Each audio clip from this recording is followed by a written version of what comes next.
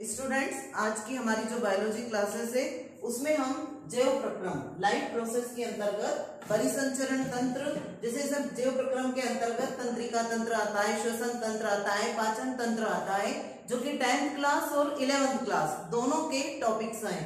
लेकिन चूंकि पाचन तंत्र के वीडियो में आप लोगों को भेज चुकी हूँ और अभी इसी कड़ी में मैं आगे आपको बता रही हूँ हृदय परिसंचरण तंत्र, जिसके अंतर्गत हृदय की क्रियाविधि, हृदय की संरचना, ये आपको मैं आज बताऊंगी। तो आज का मेरा टॉपिक है हार्ट, हृदय की संरचना। सबसे पहले हम बात करेंगे कि मनुष्य का जो हृदय होता है वो कहाँ स्थित होता है। वक्षीय गुहा में दोनों फेफड़ों के मध्य, वक्षीय गुहा इसको कहते हैं जो हमारी पूरी थोरेसिक कैविटी होती है, वक्ष छाती है ना, इसमें जो दोनों फेफड़े होते हैं लेफ्ट और राइट लंग्स, उन फेफड़ों के मध्य स्थित होता है। अब इसका जो आकार होता है या भार होता है, आकार इसका बंद मुट्ठी के समान होता है, जैसे हमारी बंद मुट्ठी होती है उसके समान होता है। और इसका जो भार है वो कितना 300 ग्राम का होता है और 12 सेंटीमीटर ये लंबा होता है, 9 सेंटीमीटर चौड़ा होता है और 6 सेंटीमीटर मोटा होता है।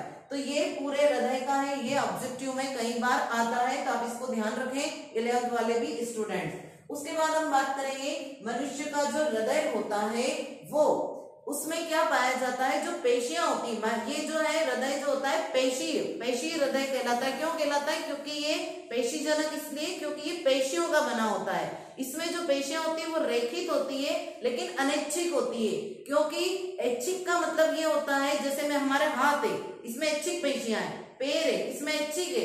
ऐच्छिक का मतलब ये हमारी इच्छा अनुसार हम मूवमेंट करा सकते हैं, हाथ को हम इच्छा अनुसार ऊपर नीचे करवा सकते हैं, पैर को आगे पीछे कर सकते हैं। लेकिन हमारा हृदय बिना रुके जीवन पर्यंत धड़कता रहता है, हमारी मर्जी से हम उसको नहीं चला सकते, ना तो रोक सकते हैं ना आगे बढ़ा सकते हैं। तो इसलिए उसमें अनैच्छिक पेशियां होती है और पूरा पेशियों का बना होता है। दूसरी बात, इसमें हृदय में जितने पार्ट होते हैं, कुल 4 पार्ट होते हैं, इसमें 4 कक्ष होते हैं। कक्ष मतलब चैम्बर, कक्ष का अर्थ होता है चैम्बर, तो 4 चैम्बर होते हैं। ऊपर के जो दोनों चैम्बर होते हैं उनको कहते हैं, इसमें एक्चुअली में आप ये ध्यान रखिए कि मनुष्य का हृदय जैसे के बीच में एक डिवाइडर है, एक दीवार खड़ी हुई है और इधर वाला पार्ट और इधर वाला पार्ट इस दीवार के द्वारा अलग किया हुआ है। तो इधर वाला पार्ट, अब हम जैसे जिस हाथ से हम खाना खाते हैं उस हाथ को हम क्या कहते हैं, दायां, है ना, और बाकी इसको क्या कहते हैं, बायां।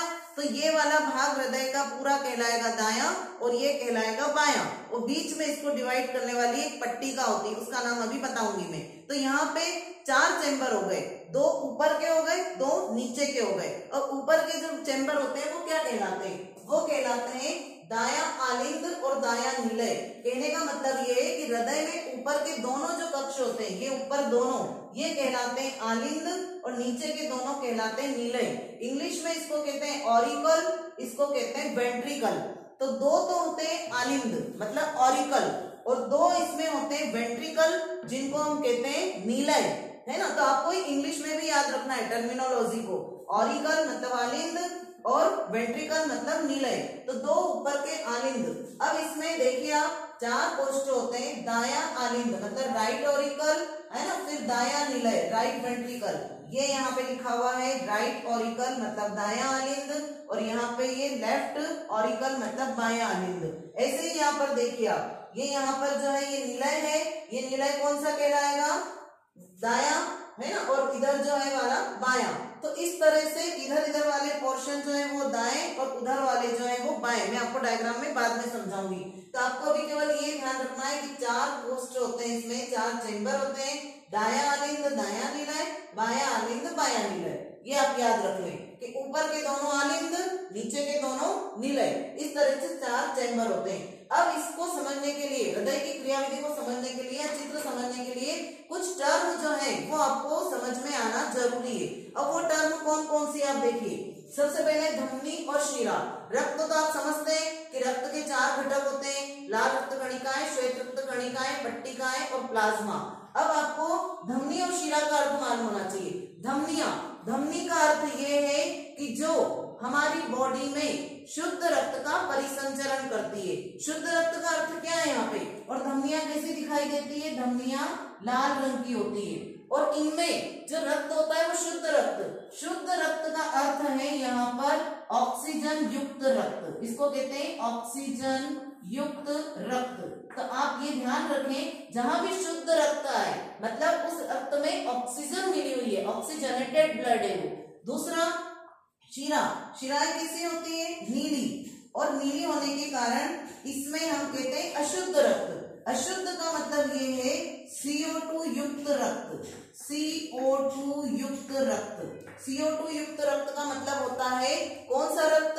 कार्बन डाइऑक्साइड युक्त, मतलब अशुद्ध रक्त। तो उसको हम कहते हैं अशुद्ध रक्त। तो शुद्ध और अशुद्ध का अर्थ मतलब कोई गंदगी नहीं है, शुद्ध अशुद्ध का मतलब प्योर। शुद्ध मतलब ऑक्सीजनेटेड, जिसमें ऑक्सीजन मिली हुई है, और अशुद्ध मतलब जिसमें ऑक्सीजन नहीं है, CO2 युक्त है, कार्बन डाइऑक्साइड। तो यहाँ पे इन चीज को ध्यान रखें। धमनियां लाल रंग से और शिराएं नीले रंग से हम संकेत करेंगे, है ना। दूसरी बात आप ध्यान रखें, यहाँ दो शब्द आएंगे, फुफ्फुस धमनी और फुफ्फुस शिरा। आपको ये ध्यान रखना है, ऑब्जेक्टिव के लिए बहुत ही इंपॉर्टेंट क्वेश्चन है कि आपको पता है, आपको बार बार ये शब्द रटवाया जाता है कि धमनियों में हमेशा शुद्ध रक्त बहता है, वो शुद्ध रक्त का परिसंचरण करती है पूरी बॉडी में, और शिराएं अशुद्ध रक्त का परिसंचरण करती है। लेकिन एक धमनी और एक शिरा अपवाद है जो इसके विपरीत काम करती है, उसका नाम है फुफ्फुस धमनी, जो फेफड़ों की तरफ रक्त को ले जाती है, फेफड़ों के आसपास, है ना। और एक है फुफ्फुस शिरा, वो भी फेफड़ों के आसपास पाई जाती है, इसलिए उसको फुफ्फुस कहते हैं। फुफ्फुस मतलब पल्मोनरी, पल्मोनरी आर्टरी और पल्मोनरी वेन। तो इन दोनों का काम विपरीत है, ये लिंक से हटके करती है, इसलिए अपवाद है। तो क्या करेगी? ये धमनी होते हुए भी, फुफ्फुस धमनी होते हुए भी, इसका नाम है धमनी, इसको शुद्ध रक्त का परिसंचरण करना चाहिए, लेकिन ये कौन से रक्त का करती है? अशुद्ध रक्त का परिसंचरण करती है। यह ऑब्जेक्टिव में बहुत आता है क्वेश्चन, आप ध्यान रखिएगा।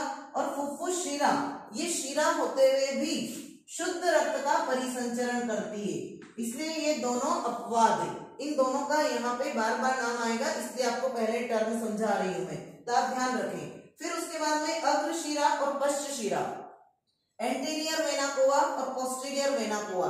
अग्र शिरा का मतलब होता है, सपोज करो ये हमारा हार्ट है, यहाँ पे इस हार्ट में जो शिराएं रक्त लेकर आती है ऊपर वाले भाग से, इस हृदय के ऊपर वाले भाग से, मतलब सिर से, कान से, नाक से, मुंह से, हाथों से, यहां से लाकर हार्ट में जब डालती है तो वो वाली शिराएं कहलाती अग्र शिरा।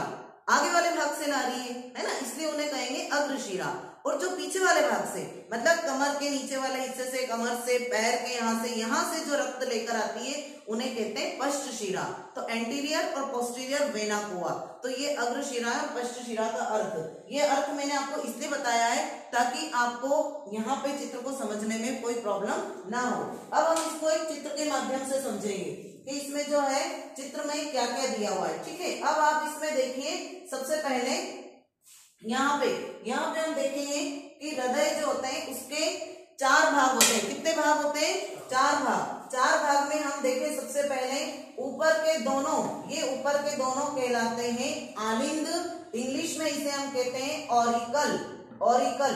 अब मैंने आपको पहले ही बता दिया कि हम ऐसे खड़े रहेंगे। कॉपी में भी यदि हम कोई चित्र बनाते हैं, सपोज करो ये कोई कॉपी हमारी, इस कॉपी में हम डायग्राम बना रहे हैं, तो आप डायग्राम बना के ऐसे रख लें कॉपी को, और ऐसे रखने के बाद आपका इधर वाला हिस्सा जो है ये राइट और ये वाला लेफ्ट, तो कभी गलती नहीं होगी। चित्र बना ले और ऐसे रख ले कॉपी को, और फिर इधर वाले हिस्से पे लिख दे दाया मतलब राइट, और इधर वाले पे लिख दे बाया। इस हाथ से हम खाना खाते हैं तो ये राइट हैंड हो गया। तो इसमें आप देखिएगा यहाँ पर कि ये दाया आलिंद ऊपर वाला और ये वाला बाया आलिंद। ऐसे ये वाला जो है ये यहाँ पे, इसको हम कहते हैं, ये यहाँ पे लिख देती हूँ मैं, दाया नीलय, ये दाया नीलय, जिसको हम कहते हैं वेंट्रिकल, है ना, ये दाया नीलय। अब ये दाया निलय हो गया। इधर आप देखिए बाया आलिंद और ये यहाँ पर बाया निलय, इसको कहते हैं लेफ्ट वेंट्रिकल, ये राइट वेंट्रिकल। अब ये 4 पार्ट तो मुख्य हो गए। उसके बाद में आप देखें यहाँ पर एक आपको यहाँ पे संरचना दिखाई दे रही है, इसे हम कहते हैं ऐसे नोड, साइनो ऑरिकुलर नोड, जो स्पंदन की पूरी शुरुआत होती है, हार्ट बीट, जो हार्ट हमारा धड़कता है उसकी धड़कन यहीं से शुरू होती है, ऐसे नोड, ये यहाँ पाया जाता है आलिंद में। उसके अतिरिक्त यहाँ पर देखिए आप, यहाँ से जो है जा रही है एक, इसको हम कहते हैं फुफ्फुस धमनी, ये फुफ्फुस धमनी है, एक जा रही है दाएं फेफड़े की ओर, एक जा रही है बाएं फेफड़े की ओर। ऊपर की तरफ आप देखिए यहाँ पे, यहाँ से आ रही है, ये है महाधमनी, शरीर की सबसे बड़ी धमनी है जो कि शुद्ध रक्त का परिसंचरण पूरी बॉडी में करती है। यहाँ पे आप दो देख रहे हैं, एक अग्रशिरा, ये है पश्च शिरा, इनके कार्य भी बताऊंगी मैं। और यहाँ पर ये है फुफ्फुस शिरा, दोनों है फुफ्फुस शिरा जिनको हम कहते हैं पल्मोनरी वेन। उसके अतिरिक्त यहाँ पे आपको एक कपाट दिख रहे हैं दोनों तरफ, इसको हम कहते हैं त्रिवल्ली कपाट, यह है द्विवल्ली कपाट। आप ध्यान दीजिएगा, ऑब्जेक्टिव में बहुत ही इंपॉर्टेंट क्वेश्चन है, कॉम्पिटिटिव में भी आता है, 11th 10th सब में पूछा जाता है कि द्विवल्ली कपाट कहाँ पाए जाते हैं। ऐसे कपाट जिसमें दो फोल्ड पाए जाते हैं उनको कहते हैं द्वि, द्वि मतलब बाय, और जिसमें तीन होते हैं उनको कहते हैं ट्राई, ट्राइकस्पिड वाल्व। तो कहाँ होते हैं, तो आपको कैसे ध्यान रखना है, त्रिवल्ली कपाट है ना, ये त्रिवल्ली कपाट और ये है द्विवल्ली कपाट। तब ऐसे ध्यान रखो, बाएं में बाइकस्पिड वाल्व, बाई मतलब दो होता है, केमिस्ट्री की लैंग्वेज में होता है, मोनो मतलब एक, बाई मतलब दो, ट्राई मतलब तीन, है ना। तो आप इसको ऐसे याद रख लें इंग्लिश में, बाइकस्पिड वाल्व बाएं में, बाएं भाग में पाए जाते हैं। क्वेश्चन आता है ऑब्जेक्टिव में, और जब पेपर आता है तो उसमें हिंदी इंग्लिश दोनों लिखा रहता है। तो बाइकस्पिड वाल्व कहाँ होते हैं, तो बाएं निलय में, बाएं वाले भाग में होते हैं, है ना। अब ये बाएं भाग में बाइकस्पिड, तो अपने आप आपको समझ में आएगा कि ट्राइकस्पिड कहाँ होंगे, दाएं में होंगे। तो ये यहाँ पे वाल्व होते हैं, इनका कार्य भी अभी आपको बताएंगे। ये दोनों निलय हो गए, यहाँ पे इसकी भित्ति पेरिकार्डियम कहलाती है, अंदर यहाँ पे पेरिकार्डियल द्रव होता है। दोनों आलिंद को अलग करने वाली पट्टिका अंतरा आलिंद पट्टिका, ये बताई थी मैंने एक पट्टिका, इधर का आलिंद इधर का आलिंद, इसको अलग करने वाली अंतरा आलिंद पट्टिका, इधर का निलय इधर का निलय, अलग करने वाली पट्टिका अंतरा निलय पट्टिका। तो यहाँ देखिए आप, ये अंतरा आलिंद पट्टिका और ये अंतरा निलय पट्टिका, और ये बाहरी भित्ति पेरिकार्डियम, अंदर का द्रव्य पेरिकार्डियल कहलाता है। ये इतने जो है इसमें नाम आपको याद करना ही है।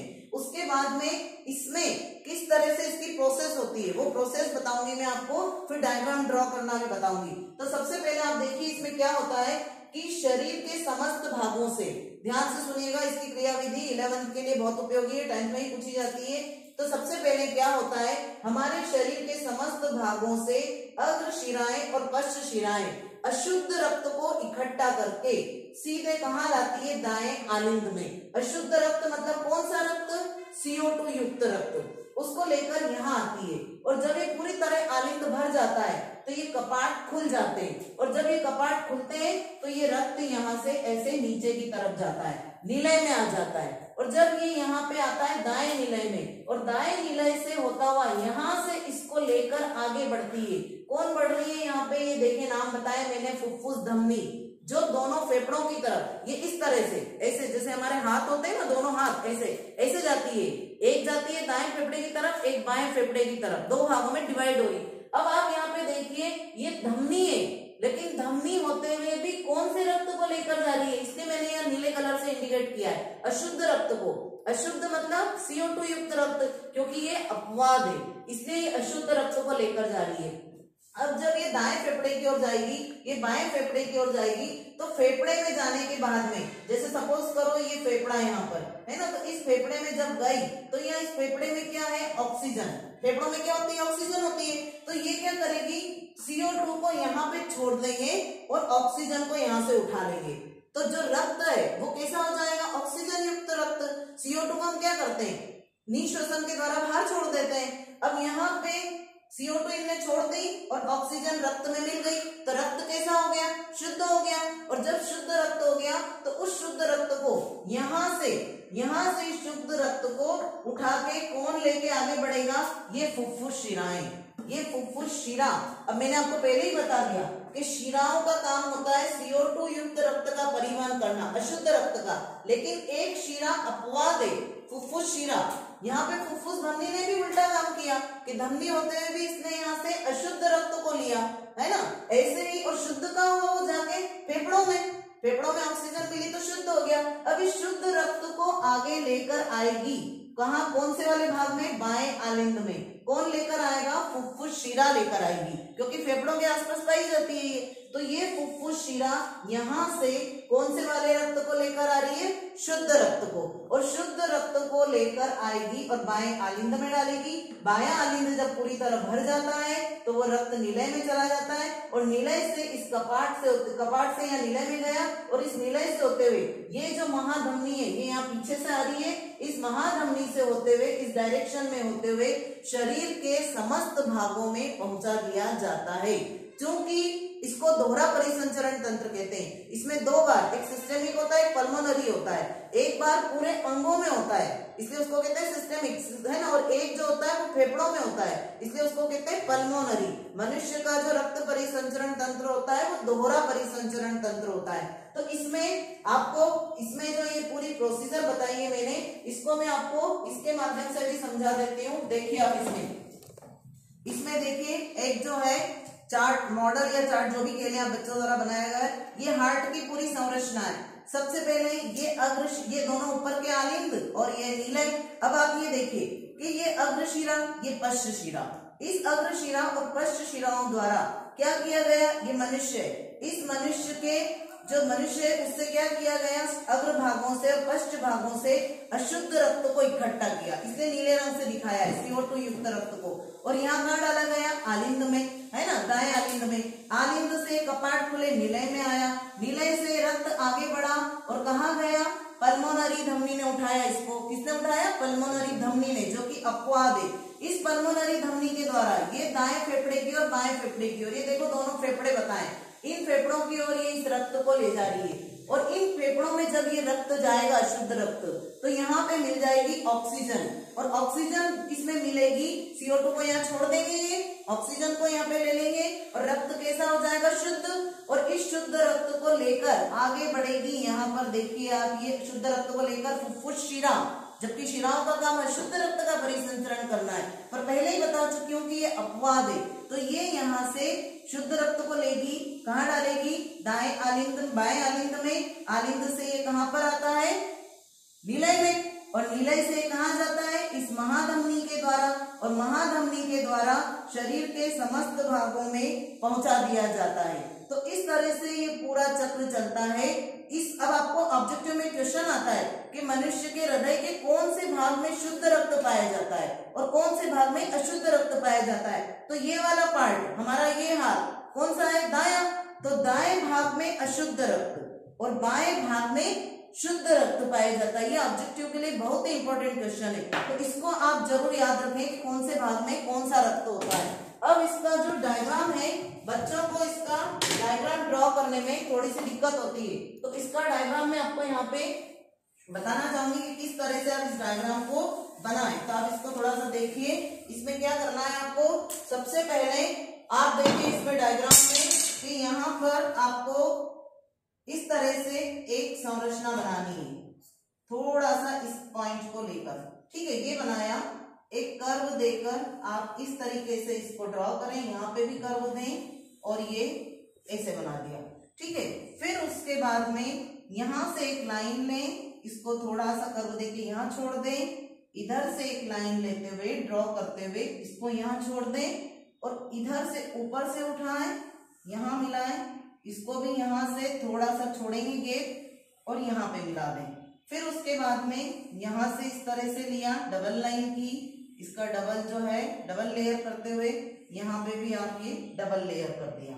फिर यहाँ से ऐसे लिया घुमाते हुए, यहाँ से भी ऐसे लिया और यहाँ पे ये आप कपाट बना दें, एक कपाट इधर भी बना दें। और ये वाला पोर्शन हमारा कौन सा है, हम ऐसे चित्र के सामने कॉपी रखेंगे, तो ये वाला बायां, ये दायां। तो बाएं में हमने पहले ही बता दिया था कि ये बाइकस्पिड वाल्व, ये ट्राई मतलब इसके 3 पार्ट कर दें और इसको दोनों फेफड़ों की ओर डिवाइड करना है, तो एक दाएं फेफड़े की ओर एक बाएं फेफड़े की ओर, इस तरह से डिवाइड किया। ये यहाँ से ऊपर जाएगी तो ये महाधमनी, ये आपकी महाधमनी हो गई। ये यहाँ पे हमारी कौन सी शिरा, फुफ्फुस शिरा, तो ये फुफ्फुस शिरा हो गई। और यहाँ पे हम अग्र शिरा, एंटीरियर वेना कोवा, और ये यहाँ पे पश्च शिरा, इस तरह से। और ये यहाँ पे ऐसे नोड, साइनो ऑरिक्यूलर नोड, जिसको पेस मेकर या हृदय का गति निर्धारक तत्व भी कहते हैं। इस तरह से आपको डायग्राम बनाना है। ये रफ डायग्राम है, वो फेयर डायग्राम है। आप डायग्राम आपको जो उचित लगे वो बनाइए, आपकी बुक्स वाला बनाए या जो भी। ये इसकी क्रियाविधि है 10th के लिए, 11th के लिए बहुत ही इंपॉर्टेंट है। आप इसको देखें, समझें, और यदि मेरी वीडियो पसंद आती है तो लाइक कीजिए, शेयर कीजिए और मेरे चैनल को सब्सक्राइब कीजिए। Thank you.